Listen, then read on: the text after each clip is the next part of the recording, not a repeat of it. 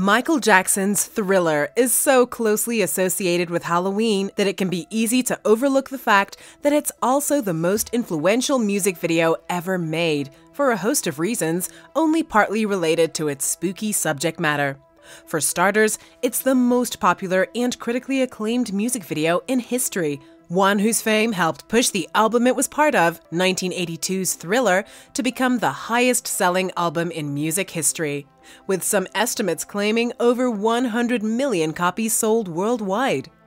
It was legendarily scandalous, with a now famous disclaimer that it in no way endorses a belief in the occult, feeding into the era's titillating frenzy over satanic panic. Thriller expanded the boundaries for music videos, single-handedly transforming what was then a new and oft-maligned genre that killed the radio star into a cultural phenomenon and an art form in its own right. Public demand to watch Thriller outside of its TV airings created a video rental boom. And crucially, its popularity pushed FM radio stations and MTV to give equal time to black entertainers along with white artists on what had been, until then, tacitly segregated outlets. So let's get into the detail.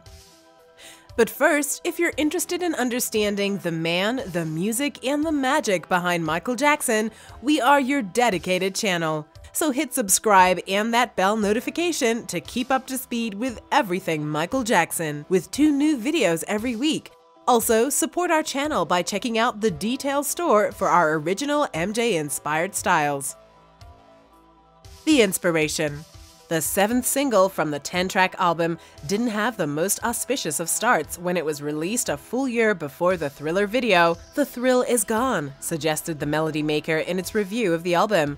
And it wasn't until videos for Billie Jean and Beat It hit heavy rotation on MTV in early 1983, and Jackson performed the moonwalk for the first time on the Motown 25 TV special in May that it really took off.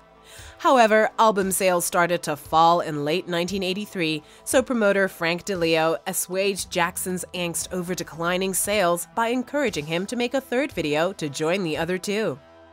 Thriller was considered an easy lift due to content. All you've got to do is dance, sing, and make it scary.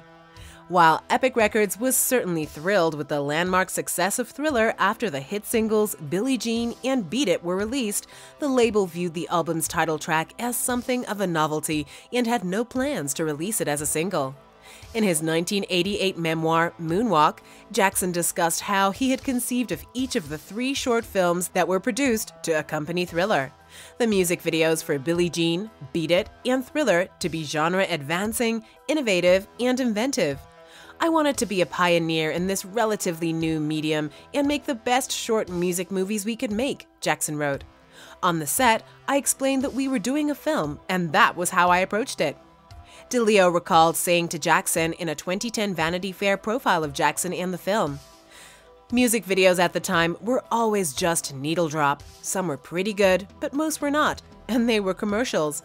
Michael's such a huge star that I said, maybe I can bring back the theatrical short. I pitched him the idea and he totally went for it. Michael was extremely enthusiastic because he wanted to make movies." The production. John Landis was in London in 1983 when Jackson called to ask if he was interested in making a video for Thriller. Seemingly unaware of the time difference, Jackson had called at 2 a.m. UK time, and the sleepy director had to feign knowledge of the song, which he hadn't heard. Jackson, for his part, hadn't seen Landis's films Animal House, The Blues Brothers, or Trading Places. He wanted Landis because of An American Werewolf in London, the film that established the horror comedy as a galvanizing force within the horror genre. Jackson wanted to hire Landis because the concept of the Thriller music video also involved a weird transformation, and because Landis's darkly comedic touch matched the comical pastiche of serious horror that Jackson was aiming for. Thriller was an event, even when it was being shot in October 1983. Marlon Brando, Fred Astaire, Rock Hudson, and Jackie Kennedy Onassis all turned up on set, and Eddie Murphy, Prince, and Diana Ross were spotted at the private premiere. The commercial release. After the video premiered on MTV at midnight on December 2nd, it sealed the network's reputation as a new cultural force, dissolved racial barriers in the station's treatment of music, and helped create a market for VHS rentals and sales. When the production budget ran over double the original proposal, Thriller ultimately cost $900,000, then an unprecedented cost for a music video. Jackson found an ingenious way to make up the difference. He hired a second film crew to document the production as it was happening and convinced MTV and Showtime to pay to license the making of Thriller, which ultimately premiered after the music video and, as Jackson reported in Moonwalk, sold 1 million copies all by itself. It was the first time a documentary film had ever been made about a music video, and it further legitimized the work Jackson was doing. Jackson reported in Moonwalk that the video and its title song, released as a single in February 1984, drove 14 million additional sales of Thriller in the first 6 months after their release. Ultimately, the monumental success of the album Thriller, nominated for 12 Grammys and winning a record-breaking 8, made Jackson an unstoppable force who had to be taken seriously. There were times during the Thriller project when I would get emotional or upset because I couldn't get the people working with me to see what I was, Jackson wrote in Moonwalk. Thriller turned the making of music videos into a proper industry. It launched a dance craze and a red jacket fashion favorite. It won 3 MTV Awards, 2 American Music Awards, and a Grammy.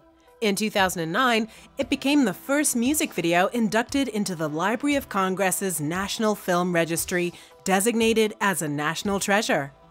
Then there's the sheer mimetic quality of Jackson's iconic Thriller dance itself, which has been endlessly mimicked, duplicated, and recreated in nostalgic pop culture moments.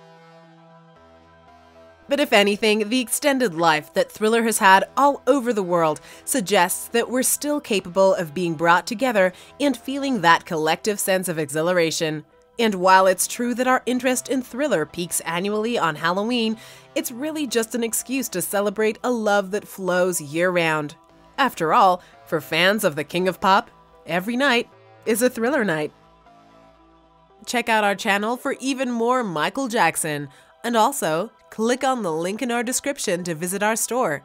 Thank you for watching The Detail. We'll see you next time.